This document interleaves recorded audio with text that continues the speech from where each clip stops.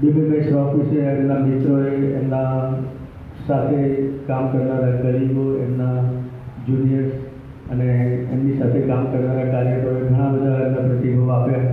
હવે આપણે એક વ્યક્તિની બીજી દિશા એટલે કે એક એમના પરિવાર તરફ વળીએ કે પરિવારમાં એમના સંતાનો સાથે તેમનો લગાવ કેવો હતો, એમની સાથેનું તેમનું વર્તન કેવું હતું, એમની સાથેના એમના અનુભવો કેવા હતા. તે માટે હું ગાર્ગીબેન શર્મા શ્રોફને વિનંતી કરીશ કે જેઓ બિપિનભાઈના દીકરી છે તે પોતાના પિતાશ્રી માટે આ બધાની સમક્ષ જે કંઈ પણ એમના મનમાં હોય આજે કહેવાની એમને તક છે કે બિપિનભાઈએ એમને જીવનમાં શું આપ્યું અને કે કયા પ્રકારનો એમનો પ્રતિભાવ છે.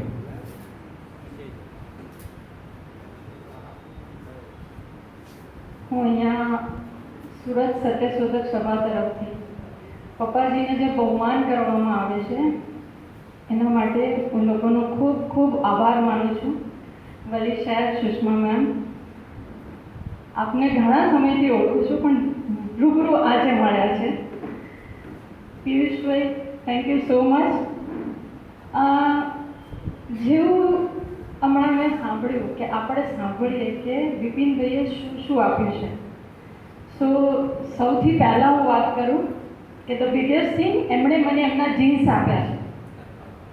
That's all for me. કે દરેક મુશ્કેલમાં તમારી વિચાર કરવાની ક્ષમતા કેવી હોવી જોઈએ એ જીન્સ એમણે મને આપ્યા છે. સો કદાચ વચ્ચે હિન્દી બી આવે મારા વાક્યોમાં. નાનપણથી મેં જે રીતે મારા ફાધરને જોયા છે કે ક્યારેય એમને ફેમની નથી પડી, ફેમની પ્રસિદ્ધિની નથી પડી. એમણે કાયમ હંમેશા એક એક્ઝામ્પલ સેટ કર્યો છે કે keep doing your things, do hard work, don't bother for the result. You just have to believe that whatever you are doing, you should feel satisfaction for your day. Don't bother what you are getting, what you are not getting. પણ તને એ વસ્તુનો સંતોષ થવો જોઈએ કે ત્યાં તારું 100% આપ્યું છે. નાના બાળકો જ્યારે ઘરે હોય તો નોર્મલી આપણે શું જોઈએ કે એમના વેકેશનની શરૂઆત કેવી હોય, એ લોકો વેકેશનમાં શું કરતા હોય. મને યાદ છે મારા 6-7 સ્ટાન્ડર્ડથી મારું જે એકેડેમિક રિઝલ્ટ આવે તો મને એ વસ્તુની ખુશી હોય કે પપ્પા જો મારું શું રિઝલ્ટ આવ્યું, હું ક્લાસમાં ફર્સ્ટ 5માં સ્ટેન્ડ કરું છું અને આ છે. અને એમનો સામે રિસ્પોન્સ હોય કે ઓકે ચલો કેટલી બુક્સ જોવે છે તને. 7th સ્ટાન્ડર્ડમાં મને 20 બુક્સ મળી અને હું એટલી ગાંડી હતી બુક્સ વાંચવા માટે કે બસ એ બુક્સ મારે પૂરી કરવાની છે. તો 7th સ્ટાન્ડર્ડથી એ વસ્તુ ચાલતી આવી. એ પછી 9th સ્ટાન્ડર્ડથી સત્યશોધક સભામાં જ્યારથી આ શરૂઆત થઈ, ચતુરભાઈ ચૌહાણની સાથે મને ટ્રેનિંગ મળી અને 9th સ્ટાન્ડર્ડમાં પાલીતાણામાં અમે ગયા અને ત્યાં ઘણા બધા બીજા સ્ટુડન્ટ્સ બી હતા. તો અમે એમને ઇન્વાઇટ કર્યા કે આપણે હવે ખેડા ડિસ્ટ્રિક્ટમાં આ બધી જ વસ્તુઓ કરવી છે અને અમે ખેડા ડિસ્ટ્રિક્ટમાં કેમ્પ રાખ્યા. એટલે મહેમદાવાદમાં સેવાદળ એકેડેમી કરીને છે, ત્યાં આ કેમ્પ રાખ્યો જેમાં મિસ્ટર બાબુ સાઉથથી આવ્યા હતા અને ઓલ ઓવર ઇન્ડિયાથી ઘણા બધા લોકો આવ્યા હતા, ઘણા બધા યંગસ્ટર્સ આવ્યા હતા. ત્યાં પાર્ટિસિપેટ કર્યું અને ત્યાં ચતુરભાઈ ચૌહાણ, BA પરીખ સાહેબ, બાબુભાઈ દેસાઈ અને જેટલા મે બી અત્યારે ઘણા બધા સભ્યો હાજર નથી કે બધા સાથે મેં કામ કરવાનો મને મોકો મળ્યો અને એ વિચારો જાણવાનો અને સમજવાનો મોકો મળ્યો. અમે એ બધું શીખ્યા અને નાના નાના ગામડાઓમાં ગયા જ્યાં ચતુરભાઈ સ્પેશિયલી પહેલેથી પંડિતના વેશમાં આવતા હતા અને ત્યાં આખો માહોલ ક્રિએટ કરતા હતા. એ બધું જ અમે કર્યું.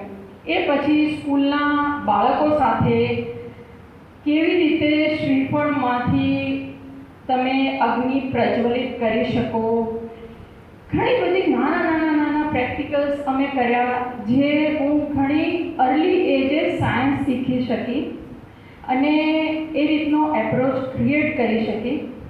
તો મારું 9, 10, 11, 12નું વેકેશન આ રીતે જ ગયું, જેમાં નડિયાદની સભા હોય, વિદ્યાનગરની સભા હોય, સત્યશોધક સભા, જ્યાં અમે રમણ ભમણ અંકલ એમને કહેતા હતા, અને he use to enjoy so much with youngsters કે એ એમનું કંઈ બી વસ્તુ કહેવા માટે રોડની વચ્ચોવચ બેસી જાય. અને હી ડઝન્ટ બોધર કે હું નીચે બેસું છું, સારું સાફ કરીને બેસું, કશું જ નહીં. એ રોડની વચ્ચે બેસી જાય અને જેને સાંભળવું હોય એ તમે સાંભળો આગળ પડતી. અને એ ઇકો ફ્રેન્ડલી પલ્લી મહોત્સવ 2024 પર્યાવરણની સાથે મેળો. આ વર્ષે પલ્લી મહોત્સવ 2024નો ઉત્સાહ તો છે જ, પણ સાથે પર્યાવરણની કાળજીનો એક નવો સંકલ્પ લઈએ. ચાલો 2024નો પલ્લી મહોત્સવ ઉજવીએ ઇકો ફ્રેન્ડલી રીતે. હું બનું પલ્લી મહોત્સવનો ભાગ, પણ પર્યાવરણનું નુકસાન કર્યા વિના. આ વર્ષે પર્યાવરણ માટે એક અનોખી શરૂઆત કરીએ. પલ્લી મહોત્સવ 2024માં અભિષેક કરીએ, પણ ઘી સ્વચ્છ રહે તેવી વ્યવસ્થા પણ કરીએ. માનનીય વડાપ્રધાન શ્રી નરેન્દ્રભાઈ મોદીજીના સ્વચ્છતા અભિયાનમાં જોડાઈને આપણી ધરતીને રાખીએ સુરક્ષિત. આ પલ્લી મહોત્સવમાં શ્રદ્ધા, આનંદ, ઉલ્લાસ પણ છે. પર્યાવરણની કાળજી પણ જરૂરી છે. આ પલ્લી મહોત્સવમાં દરેક જ્ઞાતિનું સન્માન જળવાય તેવી કાળજી લઈએ. દરેક ભક્તોના હાથમાં કુદરતી દીવા અને જય વરદાયિની, જય જગદંબાના ભક્તિભાવ સાથે પલ્લી મહોત્સવ ઉજવીએ. મહોત્સવ પછી પર્યાવરણની જવાબદારી. આ વખતે કચરાનું યોગ્ય વ્યવસ્થાપન કરીએ, વિલન સમાન પ્લાસ્ટિકને દૂર કરીએ, કુદરતી સામગ્રીનો ઉપયોગ કરી આપણે ઇકો ફ્રેન્ડલી પલ્લી મહોત્સવના હિમાયતી બનીએ. પર્યાવરણ બચાવીએ, પલ્લી મહોત્સવને યાદગાર બનાવીએ.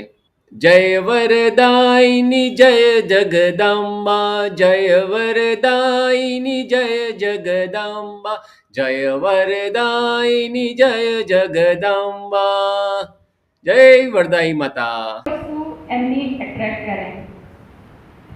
આના સિવાય હું મારું એજ્યુકેશન MS યુનિવર્સિટીથી થયું છે, મારું સ્કૂલિંગ બી MSU એક્સપેરિમેન્ટલ સ્કૂલથી થયું છે. તો હંમેશા પપ્પાનું આવવા જવાનું રહેતું હતું. તો એમનું શું રહેતું હતું આવવા માટે, તમારા મોટિવ શું રહેતા હતા વડોદરા આવવા માટેના? એક મોટિવ તો ફિક્સ હતું કે એમને રાવજીભાઈ મોટાને મળવાનું છે.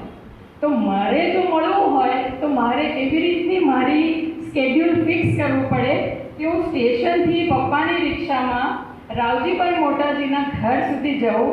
એ બંને જણા તો વાતો કરતા હોય, ત્યાં હું સાંભળું એમની વાતો, અને એમનો ટાઈમ થઈ જાય એટલે મને મારા હોસ્ટેલ ડ્રોપ કરીને પાછા જતા રહે. આ મારા પપ્પા સુધીનો સાથ મારો.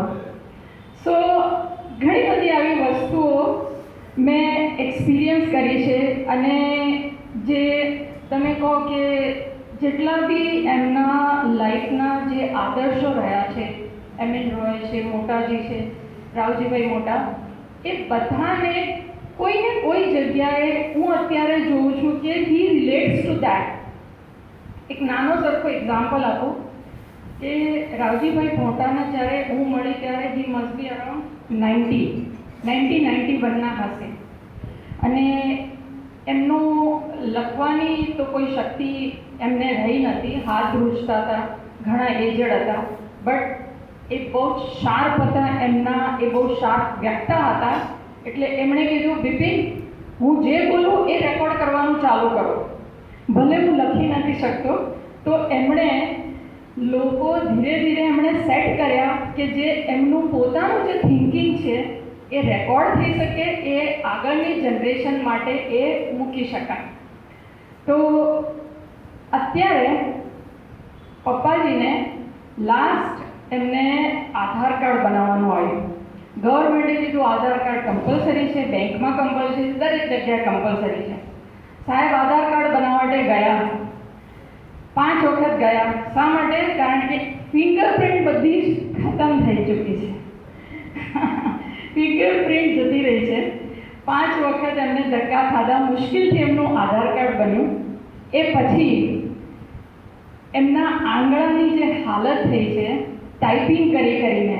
મારા ફેમિલીમાં મારા બાળકોના સાસરીમાં કોઈ બિલીવ ના કરી શકે કે એટ 82 યર્સ ઓફ એજ મારા પપ્પા અત્યારે બી ટાઈપિંગ કરે છે અને 8 થી 9 કલાક કમ્પ્યુટરની સામે હોય છે.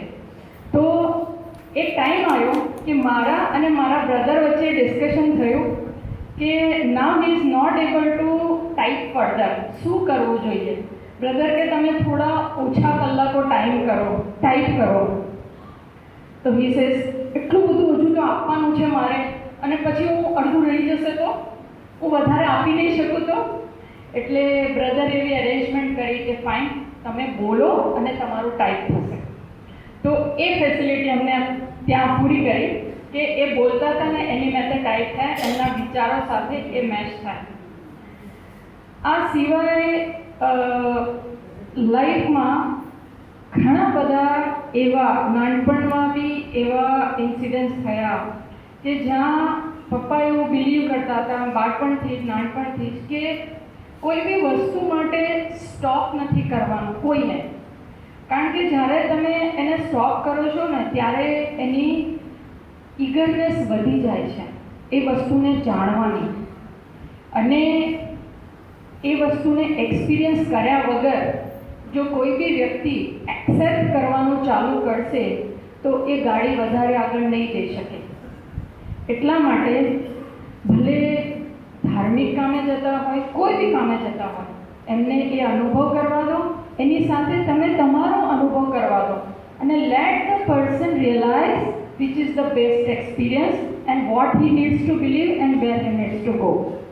સો આ રીતે મારી ટોટલ જર્ની થઈ છે. અને જ્યારે મારા સનનું મેરેજ હતું અને મારી ડોટર ઇન લો ફેમિલીમાં આવી તો નાનાની વિશે વાત થઈ, એ નાના થાય એના. તો એણે કીધું હું નાનાને મળવા માગું છું અને નાના વિશે જાણું છું. સો માય સન અભિષેકને કીધું એણે, નાના ઇઝ અ થીસિસ. તું એક સેન્ટેન્સમાં નહીં ઓળખી શકે નાનાને, કારણ કે નાનાને જાણવા એ ઇટ્સ અ લોંગ જર્ની, અને એટલી બધી વાતોને, એટલા બધા ઇન્સિડન્ટ્સને, એટલા બધા એક્સપિરિયન્સ છે કે જેના પછી એ આ બન્યા છે. અને લિટરલી આઈ વુડ સે કે એમણે આ જિંદગીને જીવી છે. He has breathed this. ઘણી બધી વખત આપણે એવું જોઈએ કે કોઈ બી બુક જોઈએ કે થિયરી છે, આપણે થિયરી વાંચતા હોય તો આપણને એવું લાગે કે આપણે આવું એડેપ્ટ કરવું જોઈએ, but every now and then some circumstances happen કે એ આપણે ઇમ્પ્લિમેન્ટ ના કરી શકીએ ને આવું થાય. So I would say over here કે theory is equal to practical. He is fully theory and practical both. જે એમણે બોલે છે અને જે એમણે વાંચ્યું છે એ એમણે 100% એ જ કરે છે. અને એમાંથી અમે કોઈ બી જગ્યાએ એવું થતું હોય કે અમે 19-20 કરવાનો પ્રયત્ન કરીએ પણ એ ના થઈ શકે. સો આ મારા પપ્પા છે. અને thank you so much for coming here all of you. Thanks a lot. Thank you. નમસ્તે અમિતભાઈ. આજે તમારી મેં રીલ જોઈ જેમાં તમે પાણી પોતાના બંગલે બચાવી રહ્યા છો, કેવી સિસ્ટમ છે એને ડિટેલમાં જો બતાવી શકો તો વધારે સારું રહેશે. સમયની માંગ છે કે પાણી બચાવો, આકાશનું પાણી જમીનમાં ઉતારો. એટલે મારા ઘરમાં જે બોર હતો, ચોમાસામાં બોરની જરૂરિયાત, પાણીની જરૂરિયાત ઓછી રહેતા બોરની મોટર બહાર કાઢીને ધાબાની એક કુંડી બનાવી. થોડોક 10,000 રૂપિયાના ખર્ચમાં કુંડી બની ગઈ. 3 લેયર બનાવી દીધા અને ધાબાનું પાણી આ કુંડીમાં ઉતારી અને આ બોરમાં અમે ઉતારીએ છીએ. અને એને કારણે આખા ઘરનું પાણી અંદર ઉતરે છે, જે આખા ગુજરાતના લોકોએ કરવું જોઈએ.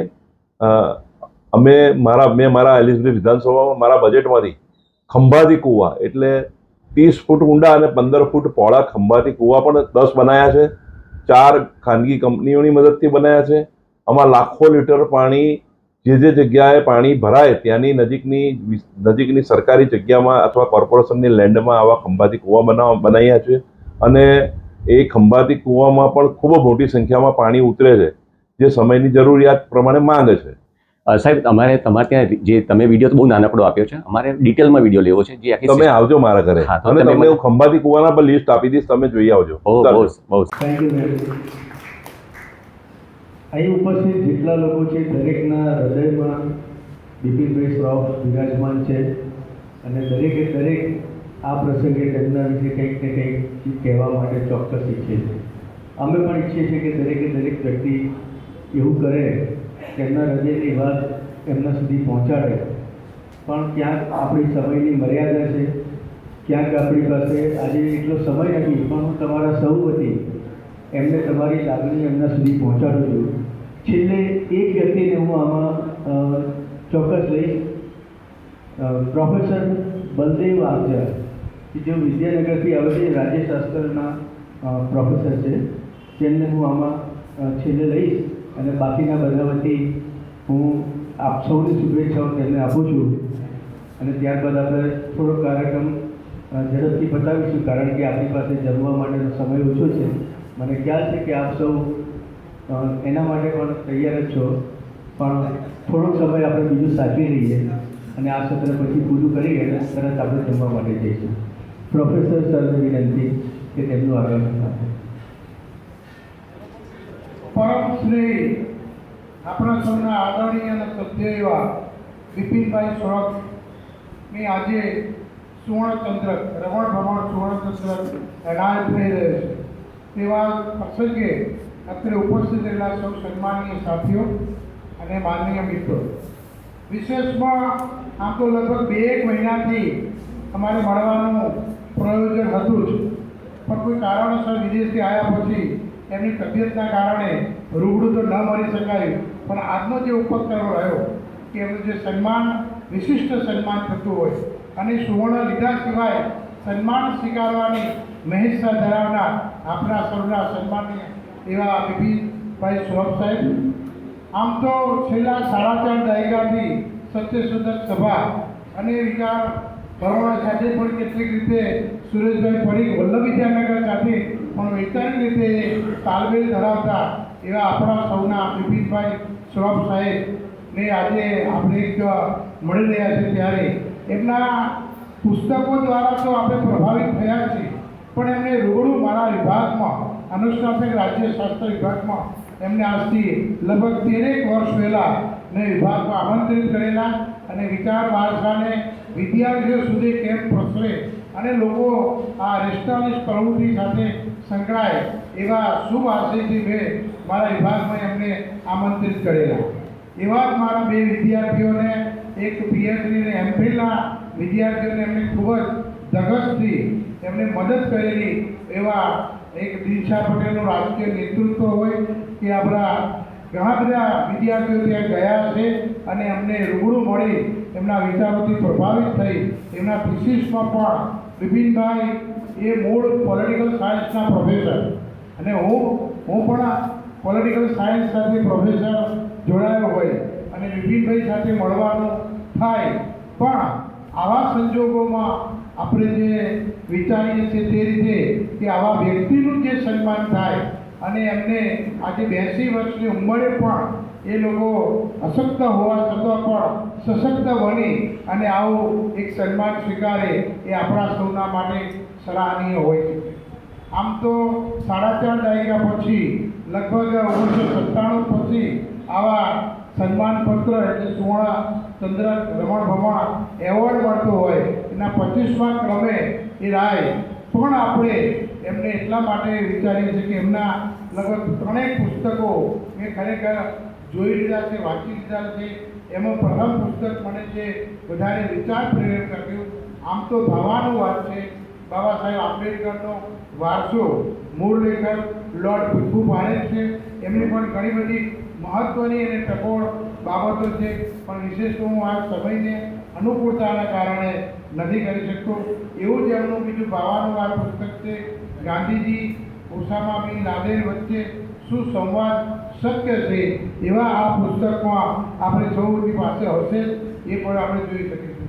તેવું એમનું પોતાનું લિખિત પુસ્તક જે 21મી સદીની વિચારસરણી વૈશ્વિક માનવવાદ, આ પુસ્તક પણ મેં વિદ્યાર્થીઓ વચ્ચે મૂક્યું છે વિદ્યાર્થીઓને ભેટ પણ આપું છું એટલા માટે કે વિદ્યાર્થીઓ આજની જે પેઢી છે ખરેખર યુવાનો છે, આ યુવાનો આવા પુસ્તકોથી જો પ્રેરિત બને, વાંચે, વિચારે અને વસાવે તો મને લાગે છે કે આવા ગુજરાતમાં નેશનાલિસ્ટ પ્રવૃત્તિને વધારે વેગવાન બને અને વેગવાન બનવા માટે આપના સૌનો સહિયારો પ્રયાસ થાય એ માટે ઘણી બધી વાતો મારી કરવી હતી, પણ આજે જે મને બોલવાની તક આપી એ બદલ સૌનો આભાર.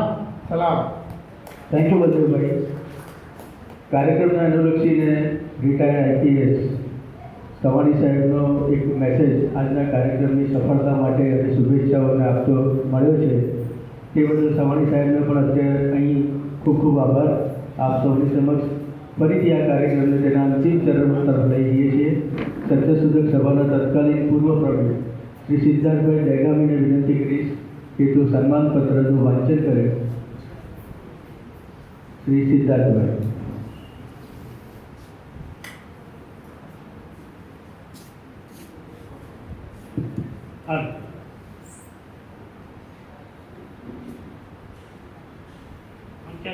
મહાનુભાવોને આપશો બધો સમય થયો છે, દરેકનું નામ નાખીને તો પણ આપશો. જાણો છો કે બિપિનભાઈએ સુવર્ણચંદ્રક લેવાની આપણને સન્માનપત્ર લેવાની ના નથી, પણ આ સુવર્ણચંદ્રક સન્માનપત્રનું મેં વાંચન કરીને શું વિગત એમના વિશે થોડીક મેળવી છે. આમ તો આપણે બધાએ અહીંથી જે કંઈ વાતો શેર કરી છે તે બધાનો ઉલ્લેખ કામમાં નથી, પણ ઘણી બધી વાતોને આ લખી છે તો એ સન્માનપત્રનું વાંચન કરું છું. સત્યશોધક સભા સુરત રમણ ભમાન સુવર્ણચંદ્રક અર્પણ પ્રખર નેશનાલિસ્ટ બિપિનભાઈ જે પરિશ્રમ.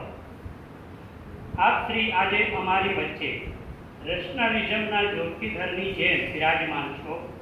આપની પૂરા 81 વર્ષની જિંદગીમાં આપ સતત વિવેક બુદ્ધિવાદને માટે કાર્યરત છો, ઝઝુમ્યા છો.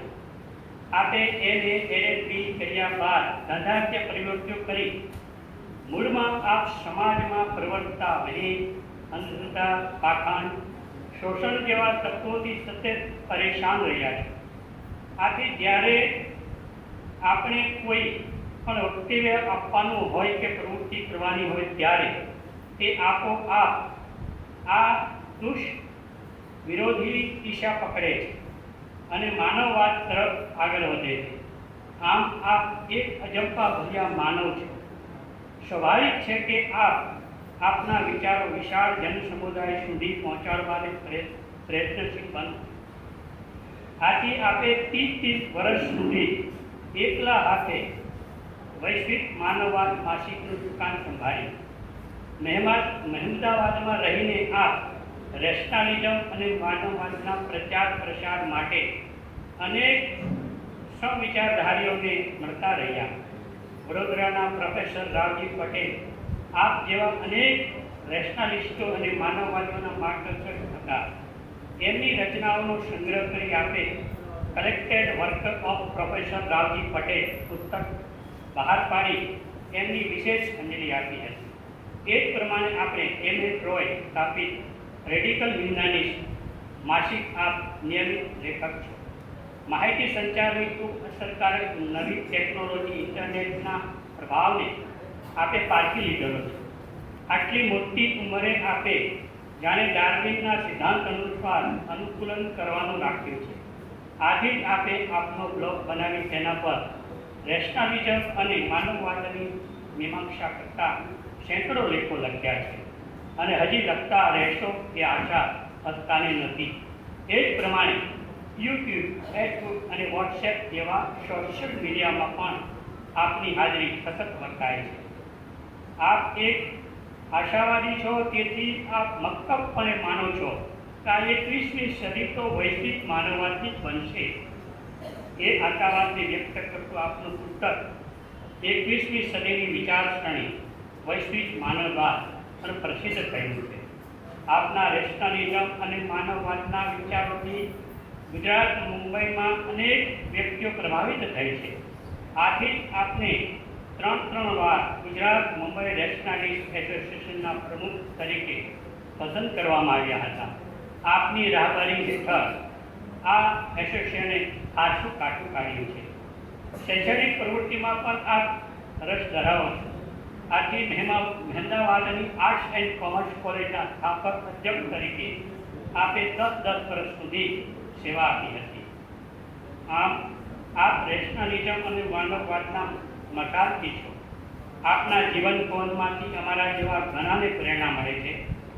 સ્વાભાવિક રીતે જ રેશનલિઝમને વરેલી સત્યશોધક સભા સુરત આપને નવાજીને પોતાનું ગૌરવ વધાર્યાનો સંતોષ રહે. આથી આજે તારીખ 16/9/2024 સોમવારે અમદાવાદમાં ગુજરાત મુંબઈ રેશનલિસ્ટ એસોસિએશનના ઉપક્રમે મળેલા આ રેશનલિસ્ટોના આ સંમેલનના આપને સત્યશોધક સભા સુરત આપને પહોંચીને ગૌરવ વંચિત બને છે. આપ શ્રી હજી પણ રેશનલિઝમ અને માનવવાદ માટે કાર્યરત રહો એવી શુભેચ્છા સાથે સૂર્યકાંત પ્રમુખ સત્યશોધક સભા સુરત તારીખ 16/9/2024. થેન્ક યુ સિદ્ધાર્થભાઈ.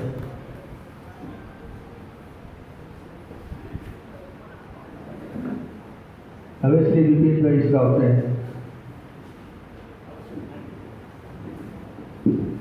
તેમના સન્માન સ્વરૂપે શાલ અર્પણનો કાર્યક્રમ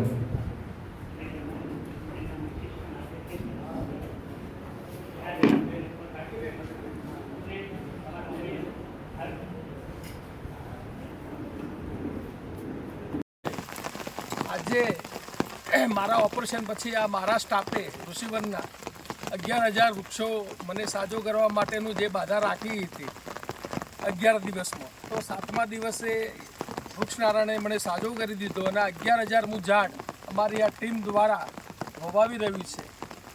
અમે ઘણા બધા પ્રયોગો વૃક્ષની બાધા રાખીને કર્યા હતા. અમે ભરતભાઈ સોલંકીની જ્યારે સરકાર હોસ્પિટલ છૂટી પડી એ વખતે 111 ઝાડ એમના માટે પણ વાવવાની બાધા રાખી હતી, તો એ પણ સાજા થઈ ગયા હતા. હું તો એમને ઓળખતો પણ નથી.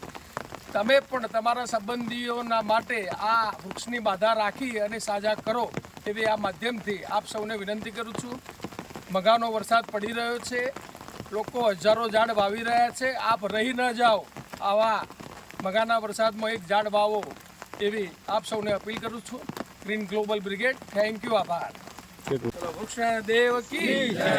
ચલો વૃક્ષ દેવ કી જય. ચલો વૃક્ષ દેવ કી જય. ચલો વૃક્ષ દેવ કી જય. ચલો વૃક્ષ દેવ કી જય.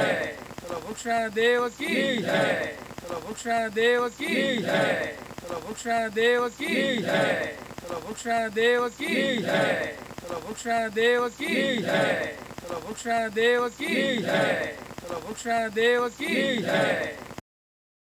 જય વૃક્ષનારાયણ દેવ, જય હિન્દ, વંદે માતરમ.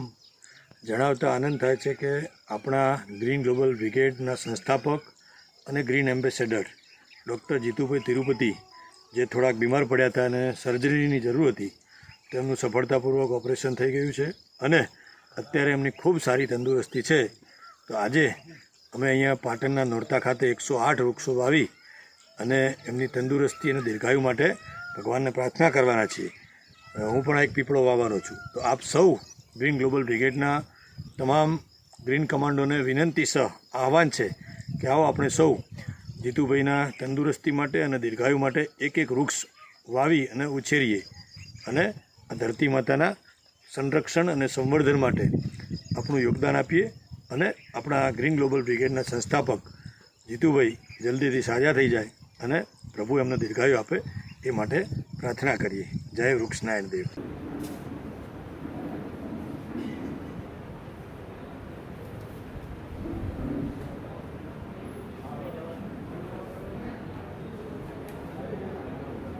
કારકિર્દીના ઘણા બધા વર્ષો જ્યારે આપણે કોઈ પ્રવૃત્તિને આપીએ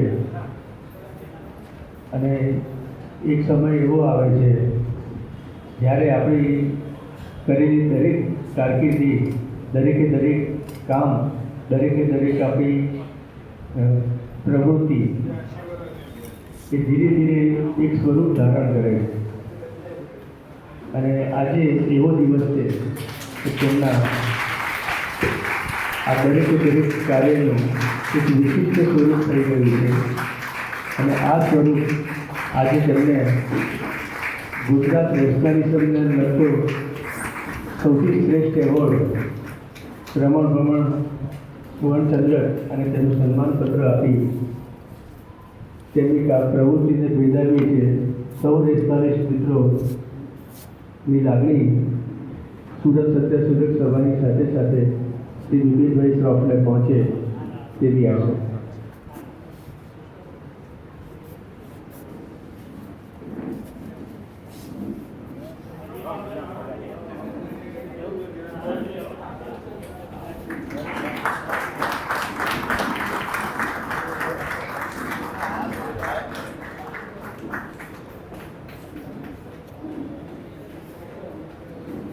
દરેક વ્યક્તિની પ્રગતિમાં તેમની પાછળ તેમની સ્ત્રીઓનો ફાળો પણ ખૂબ જ મહત્ત્વનો હોય છે અને એ જે પાછળથી સપોર્ટ કરે છે અને પતિને આગળ જોઈને ખુશ થાય છે.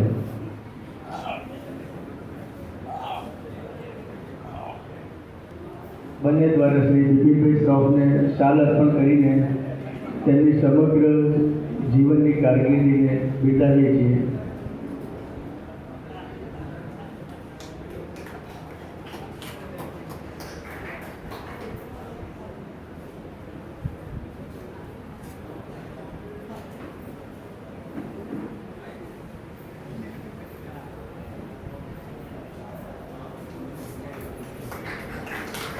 અમદાવાદ નેશનલિસ્ટ એસોસિએશન તરફથી શ્રી હંસાબેન પરીખ, સુરત સત્યશોધક સભાના મંત્રી ડૉક્ટર સુષ્માબેન અય્યરને પણ શાલ અર્પણ કરશે. તમે અમારા મહેમાન છો.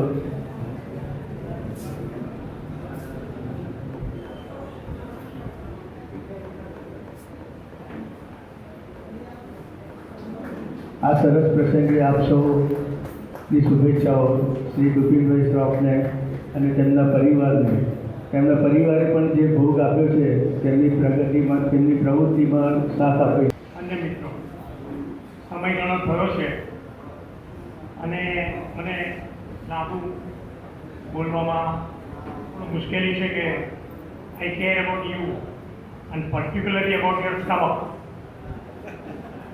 પણ તેમ છતાં મને થોડું લાગે છે એ મને કહેવું છે.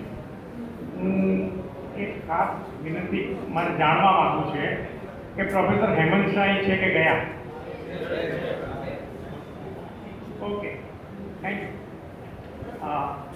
હેમંતભાઈએ આજે સવારે જે વાત કરી એ વાતને હું આગળ લઈ જવા માગું છું અને એ વાત એ છે કે રેશનાલિઝમ અથવા તો તર્ક વિવેક બુદ્ધિવાદ એ ઈશ્વરના ઇનકાર પછી ક ખ ગ શરૂ થાય છે. ઈશ્વરના ઇનકાર પછી રેશનાલિઝમ શરૂ થાય છે. ફ્રાન્સમાં 18મી સદીની અંદર ક્રાંતિ થઈ ત્યારે ક્રાંતિ શું હતી? એ ક્રાંતિ 3 વસ્તુ હતી. અમારે જમીનદારી પ્રથા ના જોઈએ, અમારે જમીનદારી પ્રથા ના જોઈએ, અમારે રાજાશાહી ના જોઈએ અને અમારે પાદરીશાહી અથવા તો ઈસાઈશાહી ના જોઈએ. હવે આ 3 સામે બળવો ફ્રાન્સની પ્રજાએ કરી અને તમે કલ્પના કરો કે ઈશ્વર ના જોઈએ, રાજા ના જોઈએ, જમીનદારી ના જોઈએ, તો આ સમાજને ચલાવશો કેવી રીતે? આ સમાજને ચલાવો કેવી રીતે? આજે અહીંયા ફાંફા માર્યા છે, let there be a relation, close relation between the state and religion in India. આજે તો એક મિશન ચાલી રહ્યું છે કે ભારતમાં ધર્મ અને રાજ્યનું સંબંધ એટલું બધું હોય કે તમે મધુરથી ભૂલી જાઓ, એવું આ દેશની અંદર થઈ ગયું.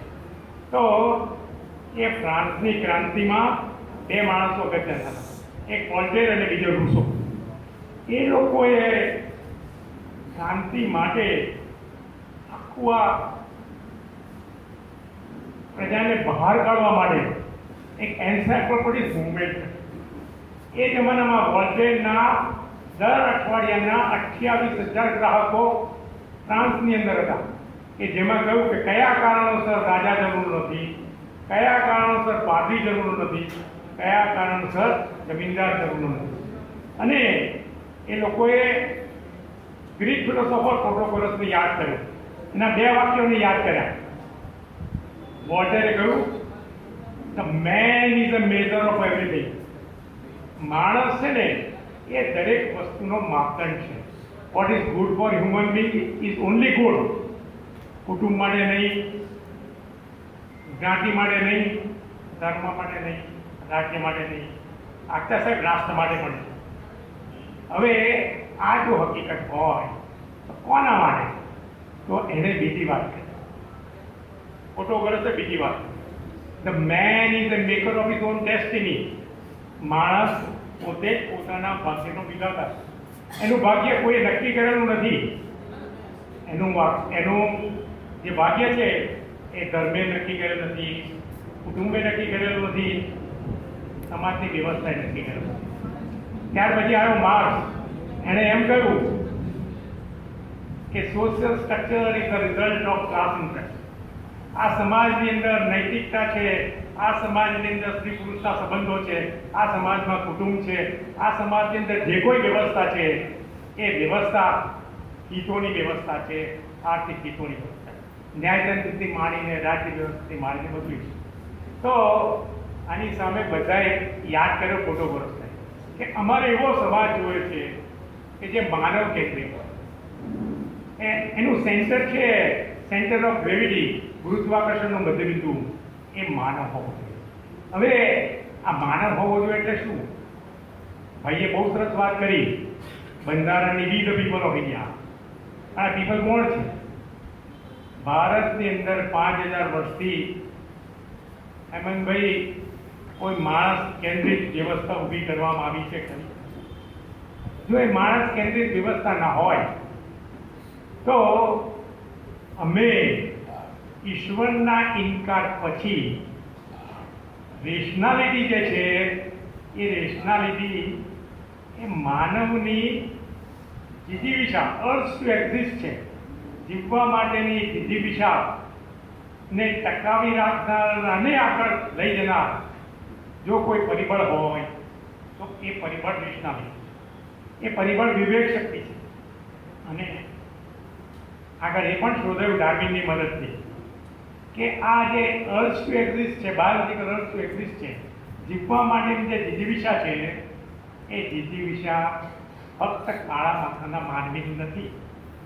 એ લાખો વર્ષથી જે કંઈ સજીવો છે એ સજીવોએ કુદરતને, કુદરતી પરિબળોને સમજવા માટે પોતાના અંગો જે ઓર્ગન્સ છે એ ઓર્ગન્સને કુદરતના પરિબળોને સમજીને અનુકૂલન સાધ્યું. એને ડાર્વિને શબ્દ આપ્યો છે the laws of adoption and the natural law of selection. પસંદગીનો સિદ્ધાંત બહુ મજબૂત છે, તલવાર પાસે છે, ખોરાક સારો મળે છે. ડાર્વિન કહે છે એ લોકો ટકી શક્યા નથી. જે કુદરતને સમજવા માટે પોતાના અંગો કેળવી શક્યા છે એ જ જાતિ પ્રજાતિ ટકી રહી છે. અને એમાંથી એ ગોરિલા પછી હોમો ઇરેક્ટ અને હોમો સેપિયન બન્યા.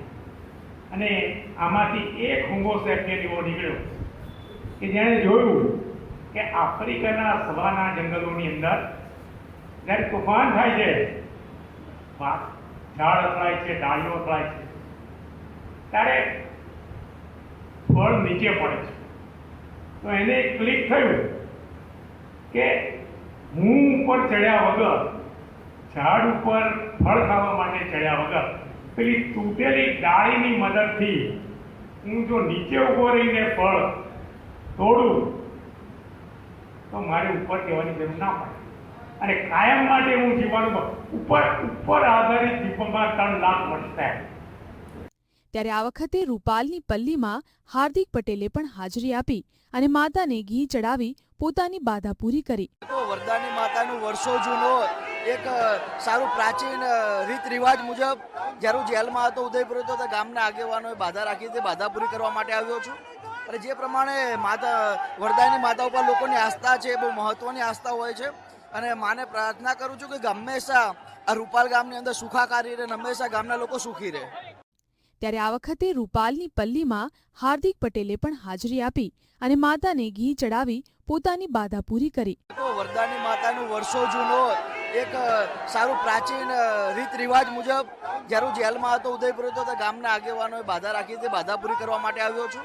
અને જે પ્રમાણે માતા વરદાની માતા ઉપર લોકોની આસ્થા છે, બહુ મહત્વની આસ્થા હોય છે. અને માને પ્રાર્થના કરું છું કે હંમેશા આ રૂપાલ ગામની અંદર સુખાકારી રહે, હંમેશા ગામના લોકો સુખી રહે. ત્યારે આ વખતે રૂપાલની પલ્લીમાં હાર્દિક પટેલે પણ હાજરી આપી અને માતાને ઘી ચડાવી પોતાની બાધા પૂરી કરી. તો વરદાની માતાનું વર્ષો જૂનો એક સારું પ્રાચીન રીત રિવાજ મુજબ જ્યારે હું જેલમાં હતો ઉદયપુર હતો તો ગામના આગેવાનોએ બાધા રાખી હતી, બાધા પૂરી કરવા માટે આવ્યો છું. અને જે પ્રમાણે માતા વરદાની માતા ઉપર લોકોની આસ્થા છે, બહુ મહત્વની આસ્થા હોય છે. અને માને પ્રાર્થના કરું છું કે હંમેશા આ રૂપાલ ગામની અંદર સુખાકારી રહે, હંમેશા ગામના લોકો સુખી રહે. ત્યારે આ વખતે રૂપાલની પલ્લીમાં હાર્દિક પટેલે પણ હાજરી આપી અને માતાને ઘી ચડાવી પોતાની બાધા પૂરી કરી. તો વરદાની માતાનું વર્ષો જૂનો એક સારું પ્રાચીન રીત રિવાજ મુજબ જ્યારે હું જેલમાં હતો ઉદયપુર હતો તો ગામના આગેવાનોએ બાધા રાખી હતી, બાધા પૂરી કરવા માટે આવ્યો છું. અને જે પ્રમાણે માતા વરદાની માતા ઉપર લોકોની આસ્થા છે, બહુ મહત્વની આસ્થા હોય છે. અને માને પ્રાર્થના કરું છું કે હંમેશા આ રૂપાલ ગામની અંદર સુખાકારી રહે, હંમેશા ગામના લોકો સુખી રહે. માણસ પહેલાના જે હોમોસેપિયન અને હોમો ઇરેક્ટ પહેલાના જે કંઈ ગોરીલા વગેરે બબુલ્સ હતા, આપણા અમદાવાદમાં અને અમદાવાદમાં જેટલા વાંદરાઓ છે ને એ ગોરીલા પહેલાની 68 પ્રજાતિમાંથી પહેલા થયેલા છે, એવું રીતે ડોકિન્સનું કહેવું છે. એટલે આ જે નિર્ણય થયો કે ઝાડ ઉપર ન જવાને બદલે નીચેથી 2 હાથ સિવાયનું ઇન્સ્ટ્રુમેન્ટ લઈ અને અર્થ ટુ એક્ઝિસ્ટ જીવવા માટેની જીજીવિષા ટકાવી રાખવી, ત્યાંથી આ શરૂ થયું. એટલે જે આ પ્રોસેસ છે એમાં એમ કહે છે કે આ પ્રોસેસ ફક્ત મનુષ્યનો નથી. તમે અહીંથી સડક પર જતા હશો તો કુરકુરિયું દેખશો, ભૂંડ દેખશો. તમારું સ્કૂટર ચાલે છે તો ભૂંડ નિર્ણય કરે છે કે રસ્તો ક્રોસ કરવો કે નથી. અને પછી એ કાં તો નથી પણ કરતું, કાં તો કરે છે પણ. એટલે આ નિર્ણય કરવાની પ્રક્રિયા, જીજીવિષા ટકાવી રાખવા માટેની નિર્ણય કરવાની જે પ્રક્રિયા છે એ પ્રક્રિયાનું આજની કક્ષાએ આ હોલની અંદર નામ હોય તો એ રીતના. પણ જે અર્થ ટુ એક્ઝિસ્ટ છે એ અર્થ ટુ એક્ઝિસ્ટ એ જૈવિક હતી, બાયોલોજિકલ હતી. અને એમાંથી તો એ હ્યુમન પ્લેન પર એ અર્થ ટુ એક્ઝિસ્ટ જે બાયોલોજિકલ છે it is converted into a human earth, not physical earth, human earth for freedom. સ્વતંત્રતા માટેની જે જીજીવિષા છે એ જીજીવિષા માનવીય સ્તર પર છે. એટલે માનવીય સ્તર પર આ બધી જ વ્યવસ્થાનું જો કોઈ કેન્દ્ર બિંદુ હોય તો પ્રોટોકોરસનો પેલો સિદ્ધાંત હતો, તો main is the major of everything. તો સ્વતંત્રતા ને ટકાવી રાખવા માટે એરિક ફ્રોમનું એક બહુ સરસ વાક્ય કે માણસનો સંઘર્ષ છે ને એ ફ્રીડમ ફ્રોમ છે અને ફ્રીડમ ફોર છે. સ્વતંત્રતાનો સંઘર્ષ એવી રીતનો છે કે જેની અંદર ફ્રોમ મારે સ્વતંત્રતા જોઈએ છે, કારણ કે હું મારા ભલે બાયોલોજિકલ રીતે કુટુંબમાંથી પેદા થયેલો પણ મારો જે વારસો છે જીવવા માટે એ માનવીય સ્તર પર જેટલા પરિબળો મારી સ્વતંત્રતાને અટકાવનારા હોય એની સામે મારે મુક્તિ જોઈએ. જેટલા પરિબળો મારી સામે અટકાવનારા હોય એ બધા પરિબળોમાંથી મારે મુક્તિ જોઈએ. એટલે પછી એનું સ્ટેથોસ્કોપ આવે અને તમારે હંમેશા યાદ રાખવાનું કે હ્યુમન પોટેન્શિયલિટી તમારી એટલી બધી છે કે મા બાપના પૈસા, મા બાપનો વારસો, એનું ઘર, આ બધા કરતાં આપણું ડીએનએ લાખો વર્ષ જૂનું છે. એના સંઘર્ષમાંથી એ ડેવલપ થઈને એ રીતે આવેલું છે કે જેને કોઈ રોકી શકશે નહીં. આજની જે આધુનિકતા છે એ આધુનિકતા એ ફ્રીડમ ફ્રોમમાંથી ડેવલપ થયેલી આધુનિકતા છે. જેટલા પરિબળો સ્વતંત્રતાની સામે હતા એમાંથી મુક્તિ મેળવવા માટે જે સંઘર્ષ કર્યો એ ફ્રીડમ ફ્રોમ અને એ તમને રેશનાલિટી બતાવે છે કે તમારું સ્ટેથોસ્કોપ જુઓ, રેશનાલિટી કહે છે એ સ્ટેથોસ્કોપ જુઓ અને આ ફ્રીડમ, આ તમારું જે ફ્રીડમ ફ્રોમ છે એ રોકી રાખનારું છે કે તમને આગળ. આ કર્યા પછી આવ્યું ફ્રીડમ ફોર. મારે સ્વતંત્રતા શેના માટે છે? તો હું હ્યુમન બિંગ છું, મારી પોટેન્શિયાલિટીઝ છે, આ ઇનબિલ્ટ પોટેન્શિયાલિટીઝ છે, લાખોના જૈવિક વારસામાંથી ઉત્પન્ન થયેલી છે. તો મારે એવો સોશિયલ ઓર્ડર જોઈએ, એવો પોલિટિકલ ઓર્ડર જોઈએ, એવો ઇકોનોમિક ઓર્ડર જોઈએ કે હ્યુમન બિંગ તરીકે મને મારી પાર્ટીને, પોલિટિકલ પાર્ટીને નહીં, ધર્મને નહીં, કુટુંબને નહીં, સમાજને નહીં, પણ વોટ ઇઝ યોર મેજર? સુખનો માપદંડ શું? થોડું સુખનો માપદંડ ગ્રુપ ના. સુખનો માપદંડ માણસનો વિકાસ, માણસની શક્તિ, માણસની પોટેન્શિયલિટીને ટકાવે એવો ઓર્ડર. અને એ ઇન્ડિવિજ્યુઅલ બનશે. તમે વ્યક્તિ તરીકે જ સુખ ભોગવી શકશો, તમે વ્યક્તિ તરીકે જ વિકાસ શોધી શકશો. હા, એવો ઓર્ડર બનાવો. પણ આ બે પાયાની વાત છે, ફ્રીડમ ફ્રોમ અને ફ્રીડમ ફ્રોમ. હવે એમાં રેશનાલિટી કઈ રીતે મદદ કરે? તો રેશનાલિટી એમ કે છે બે વસ્તુ છે રેશનાલિટી પાસે. એક છે જેને આપણે સેન્સ પરસેપ્શન કહીએ, ઇન્દ્રિયજન્ય અનુભવ. આપણે 5 ઇન્દ્રિયજન્ય અનુભવ છે. હું આંખો મીચું તો મને આ હોલમાં કશું જ નહીં દેખાય. કેમ? કે મને આંખો બંધ છે. એટલે કે સેન્સ ઇન્દ્રિયજન્ય અનુભવ છે એ ભૌતિક છે, આધ્યાત્મિક નથી. આપણને તો અહીંયા એવું શીખવાડવામાં આવ્યું છે કે અહમ બ્રહ્માસ્મિ. પૃથ્વી છે એ માયા છે અને બ્રહ્મ છે એ સત્ય. હવે એને બદલે ભૌતિકવાદ એમ કે છે, ઇન્દ્રિયજન્ય અનુભવ એમ કે છે કે જે છે ભૌતિક છે. અને આ ઇન્દ્રિયજન્ય અનુભવને આધારે તમને કોગ્નિશન, વિચાર કરવાની શક્તિ, સમજ શક્તિ. આ માઇક છે તો મને એક ભાઈ ઈશારો કરે છે, તમે જરા થોડા દૂર ઉભા રહે તો અવાજ ઓછો આવશે અને સારો સંભળાયો આવશે. તમે નજીક ઉભા રહેશો તો અવાજ ઓછો આવશે. અમને સંભળાવો જસ્ટ આપણે દાખલો આપી નોટ ભાઈ. એટલે કે ઇન્દ્રિયજન્ય અનુભવમાંથી સમજ શક્તિ તમને ગાઈડ કરે છે. તો આ રેશનાલિટી છે કે જેની અંદર તમને શીખવાડે છે. પછી આગળ આવે છે કે ધર્મ આધારિત નૈતિકતા, રિલિજિયસ મોરાલિટી અને રેશનલ મોરાલિટી. આ તેની વચ્ચે તફાવત છે. નૈતિક મોરાલિટી પાપ પુણ્ય અને મર્યા પછીનું શાંતિભર્યું જીવન જીવવા માટેનો પાસપોર્ટ છે. ધાર્મિક નૈતિકતા એ મૃત્યુ પછીના સારું જીવવાના. અમારે આપણે મુસ્લિમ સમાજમાં એમ કહ્યું છે કે તમને આપણે જન્નત મળશે જ્યાં આગળ મોહસેન વર્કિંગ ઠીક કલ્પના આપણે ત્યાં પણ સ્વર્ગના ખ્યાલોમાં શું મૂક્યું કે તમને ખબર છે. પણ હું એમ કહું છું કે નૈતિકતા જે છે એ નૈતિકતાની સાંકળ સ્વતંત્રતા સાથે તમારે જોડવી પડશે. કે મારે નૈતિક વ્યવહાર તમારી સાથે એટલા માટે કરવો છે કે જેથી કરીને મારું પોતાનું સ્વતંત્રતા છે, મારા ફ્રીડમની વેલ્યુ છે, મારી પોટેન્શિયાલિટી છે એ તમારા સહકારને કારણે જરૂરી છે. એના માટે આ બધું તમે એક છેલ્લું વાક્ય હું તમને કહું એ કે આપણે જેના ઉપર કાર્લ માર્ક્સે પીએચડી કરેલી છે, હું નામ એપિક્યુરસ. એપિક્યુરસ એમ કહ્યું છે કે હું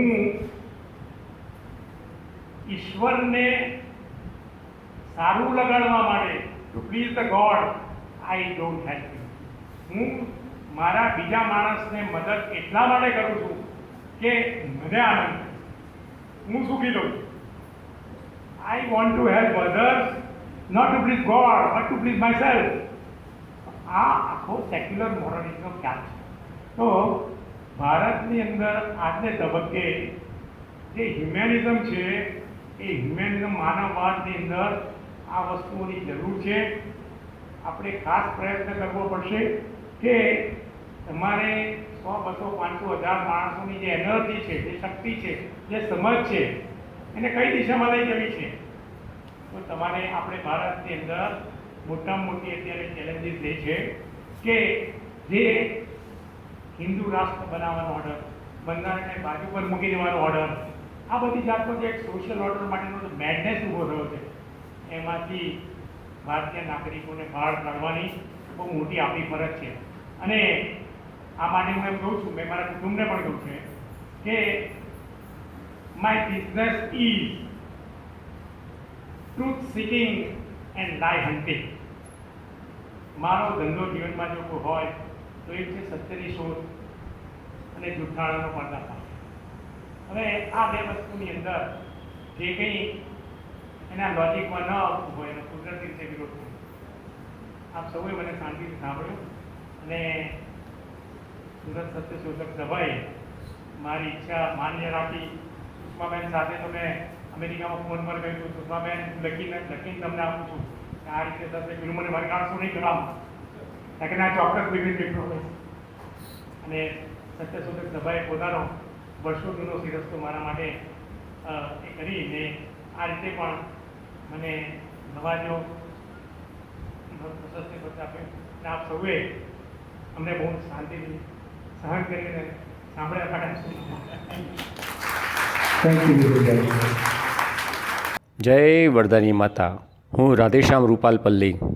ગુજરાતનું એક એવું ગામ જ્યાં ચોખ્ખા ઘીની નદી વહે છે તેમ બોલવામાં આવે છે, પણ ખરેખર ઘી અભિષેક પછી સોના જેવું ઘી ખાવા લાયક પણ રહેતું નથી, પણ કાદવ કીચડ થઈ જાય છે. જો ખરેખર ઘીની નદી વહેતી હોત તો રૂપાલના વરદાઈ માતાના મંદિરની બહાર કોઈને ભીખ માગવા જ ના બેસવું પડે. ઘીની નદીમાંથી ઘી વેચીને બધા રૂપિયાવાળા બની ગયા હોત અને ગાય અને ભેંસની પણ જરૂર ના પડત. નદી એને કહેવાય જેમાં ડૂબકી ખાઈ શકાય.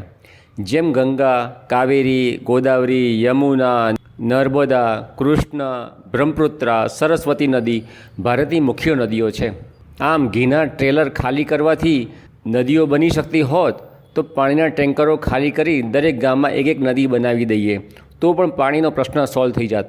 મને તમારી મદદની જરૂર છે.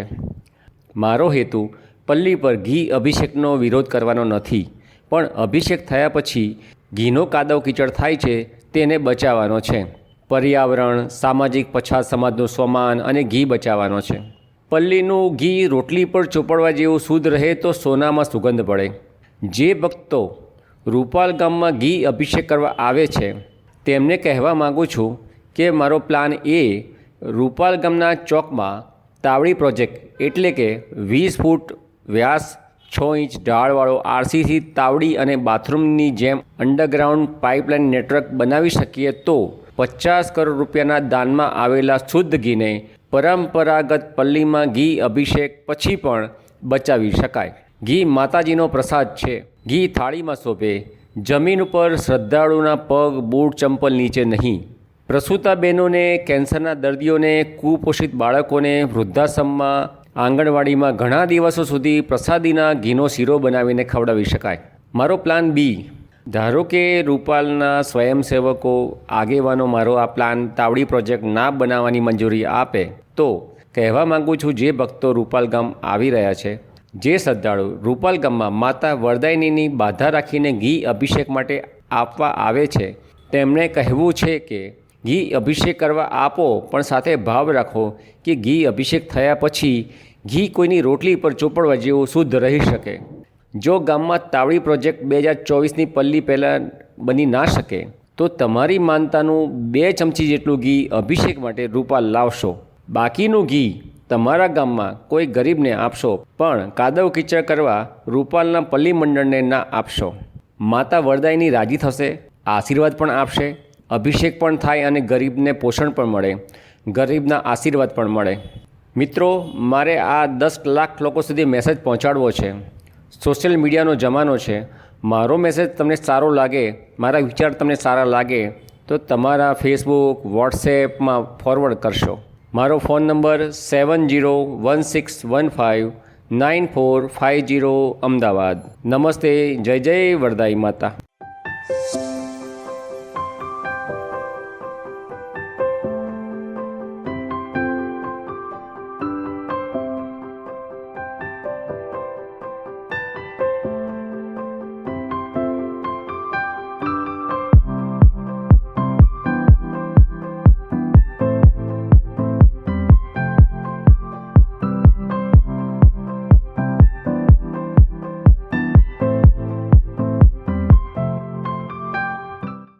આપણા કરેલા કાર્યોની સુવાસ હંમેશા રહેશે.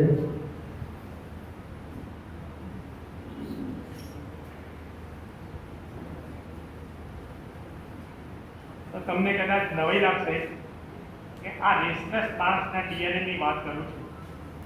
એના પણ એક નાના હતા અને એ નાનાનું નામ હતું યાહિયાભાઈ લોખંડવાળા, જે ગુજરાત એસોસિએશનના પહેલા પ્રમુખ હતા. એ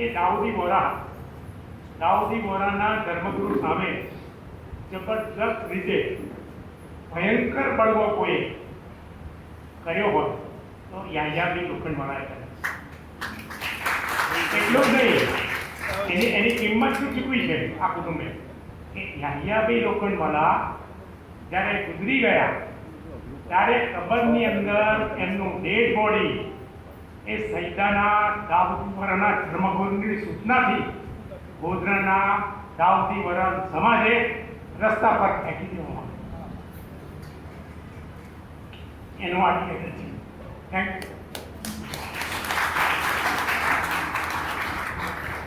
થેન્ક યુ વિપિનભાઈ.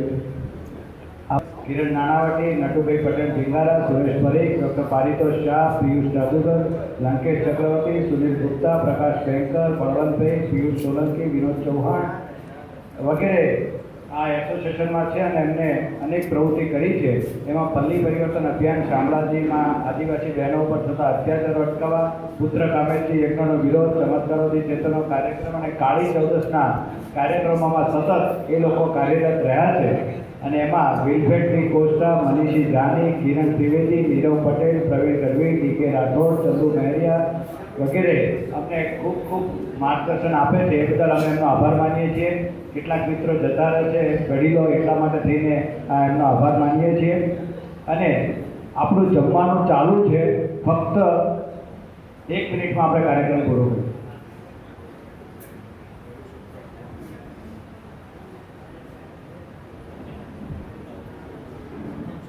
સોરી, એક જ મિનિટ એક ખુલાસો કરવા માટે ઉભો થયો કે અહીંયા એક મિસકન્સેપ્શન રજૂ થયું છે કે બિપિનભાઈને બહુ મોડો અપાય, પણ મને બરાબર યાદ છે કે લગભગ 10-12 વર્ષ પહેલાં આ પ્રપોઝલ આવી હતી ત્યારે બિપિનભાઈએ ના પાડી. ના, મને ખ્યાલ છે કારણ કે કમિટીમાં પણ હું હતો. Sorry, thank you.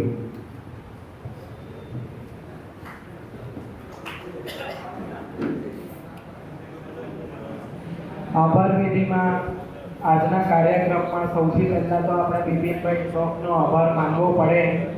સન્માન સ્વીકારવા બદલ એમણે સુવર્ણચંદ્રક ન લીધો એના કારણમાં જોઈએ તો સુવર્ણ તો સૌને ગમે, સોનું ના પહેરતા હોય તો લોકરમાં પણ ગમે, પણ એમનો ચંદ્રક ના લેવા પાછળનો આશય એ છે કે સત્યશોધક સભાના પર આર્થિક બોજો ઓછો પડે અને સંસ્થાની પ્રવૃત્તિઓ વધુ વેગવંતી બને અને એને આર્થિક સહાય મળે.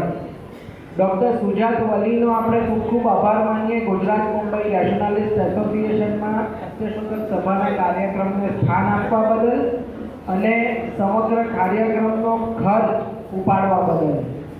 એડવોકેટ પિયુષભાઈ જાદુગર, જે ગુજરાત મુંબઈ રેશનાલિસ્ટ એસોસિએશનના મંત્રી તરીકે ફરજ બજાવે છે અને ખૂબ સરસ રીતે કાર્યક્રમને પૂર્ણ કરવા માટે એમણે માર્ગદર્શન પૂરું પાડ્યું, એ બદલ એમનો ખૂબ ખૂબ આભાર. લંકેશ ચક્રવર્તી અને સુનિલભાઈ ગુપ્તાનો ખૂબ ખૂબ આભાર. અમદાવાદ રેશનાલિસ્ટ એસોસિએશને આ સમગ્ર કાર્યક્રમમાં યજમાન બનીને અમારા કાર્યક્રમને ખૂબ સારી રીતે સંભાળ્યો. એ બદલ અમદાવાદ રેશનાલિસ્ટ એસોસિએશનનો આભાર, ઉદ્ઘોષક સુનિલભાઈ ગુપ્તાનો ખૂબ ખૂબ આભાર, મંચની સામે બેઠેલા શ્રોતાઓ, મહાનુભાવો કે જેઓ તમામ આ કાર્યક્રમમાં સામેલ થયા, આ કાર્યક્રમને ખૂબ સારી રીતે સાંભળો, માણ્યો, એ તમામનો ખૂબ ખૂબ આભાર. જય વરદાઈ માતા. આ એક થર્મોકોલનો પ્રોજેક્ટ બનાવ્યો છે. ખાલી કિંમત 40 રૂપિયા ખર્ચેલી છે. એક આખી થર્મોકોલની શીટ લીધેલી હતી અને એક આ તવી લીધેલી. તવી 10 રૂપિયામાં લીધેલી હતી અને એ ભાખરી રોટલી બનાવવા માટે વપરાય છે. બાકીનું પ્રિન્ટિંગ છે, એટલે કે 50 રૂપિયાનો આ પ્રોજેક્ટ તૈયાર થયો છે સમજાવવા માટે. હવે આની જરૂર નથી. આ આપણે એક ચોક છે રૂપાલપલ્લી ગામનો, 27 ચોકમાંનો આ એક ચોક છે અને એ ચોકમાં આ સિમેન્ટનો સપાટ રોડ છે. એટલે કોઈ પણ સપાટ વસ્તુ પર કંઈ પણ પ્રવાહી પદાર્થ ફેંકીએ, રેડીએ તો એ ફેલાઈ જાય છે. તો આપણે એ કન્સેપ્ટ ઉપર જઈ રહ્યા છે કે જેમ બાથરૂમમાં ઢાળ આપેલો હોય છે અને બાથરૂમના ઢાળના કારણે બાથરૂમમાં નાહ્યા પછીનું પાણી અને ઢાળના કારણે અને જે પાઇપ નેટવર્ક ગોઠવ્યું છે એના કારણે પાણીને જ્યાં લઈ જવું છે ત્યાં જાય છે. એ જ કન્સેપ્ટ મેં અહીંયા મૂકેલો છે અને આ રોડને આપણે તોડી નાખવાના છે અને એ સાઇઝ છે 20 બાય 20ની. આ મેં સન્માની લો તોડી નાખ્યો રસ્તો. આરસીસીનો રોડ હતો અને આ છે આપણી ભાખરી બનાવવાની, રોટલી બનાવવાની તવી અને આપણે એને બનાવી દીધું માની લો અને આપણે એને મૂકી દીધું છે. આ જરૂરી ટ્રેક્ટર્સ, ટ્રોલી, બેરલ્સ આ બધું અહીંયા મૂકેલું છે માની લો. અને હવે પલ્લીજીને આપણે લાવીએ છીએ. તો આ આપણા પલ્લીજી છે. પલ્લીજીને આપણે લાવીને અહીંયા મૂકી દીધા. પલ્લીમાં રચ્યા. હવે જેમ નોર્મલી જેમ વારસાગત રીતે પલ્લી ઉત્સવ કરો છો તમે, ડોલે ડોલે અભિષેક કરો છો, બસ એ રીતે જ તમારે અભિષેક કરવાનો છે. પલ્લીના દિવસે, પલ્લીની રાત્રે 3 વાગે લગભગ અભિષેક થવા માટે પલ્લીજી દરેક ચોકમાં જતા હોય છે. તો એ પહેલાં આ તાવડી ઉપર પ્લાસ્ટિક ઢાંકેલું હશે. ત્યાં આગળ વસ્તી હશે નહીં, નોર્મલી હશે તો પણ પ્લાસ્ટિક ઢાંકેલું હશે, એટલે ધૂળ, ગુલાલ જે કંઈ પડશે તે પ્લાસ્ટિક ઉપર પડશે. હવે માની લો પલ્લીજી આવી જાય છે નજીકમાં, આટલે આવી ગયા, તો એ વખતે આ પ્લાસ્ટિકને હટાવી લેવામાં આવે અને પછી પલ્લીજીને અંદર લઈ જઈએ છીએ, મૂકી દઈએ છીએ, એટલે કે નીચેનો ભાગ ચોખ્ખો છે. અને હવે વારસાગત પ્રમાણે, પરંપરા પ્રમાણે જેમ તમે ઘી અભિષેક કરો છો, આ ટ્રેલર, પછી પીપળા, આ બધું અહીંયા બાજુમાં પડ્યું હોય છે, તેનાથી તમે ઘી અભિષેક કરવાના છો. તાવડીના આકારના કારણે કોઈ પણ પ્રવાહી નાખશો તો એ સેન્ટરમાં જ જશે, એ એનો સિદ્ધાંત છે. એટલા માટે અને એ તાવડીની નીચે પાઇપ વાટે એ ઘીને અમે બીજી જગ્યાએ લઈ જઈશું, જે જમીનની અંદર ટાંકી મૂકેલી હશે. ગમે એટલું ઘી અભિષેક થશે, તાવડી વાટે એ ઘી ટાંકીમાં જશે, એટલે કોઈના અને ચાલવા જેવો રસ્તો રહેશે, કોઈના પગમાં નહીં આવે. તો એક આ ફાયદો થશે કે આ પલ્લી ઉત્સવ પણ સરસ મજાનો થાય. 5 લાખ કિલો ઘી આવે છે, એના કરતાં 10 લાખ કિલો ઘી આવે તો પણ અભિષેક કરવાની જરાય વાંધો ના આવે, કોઈના પગમાં ના આવે, કોઈના ચંપલ ના પડે, ગંદુ કાદવ જો ઘી ના થાય અને એનો સદુપયોગ થઈ શકે.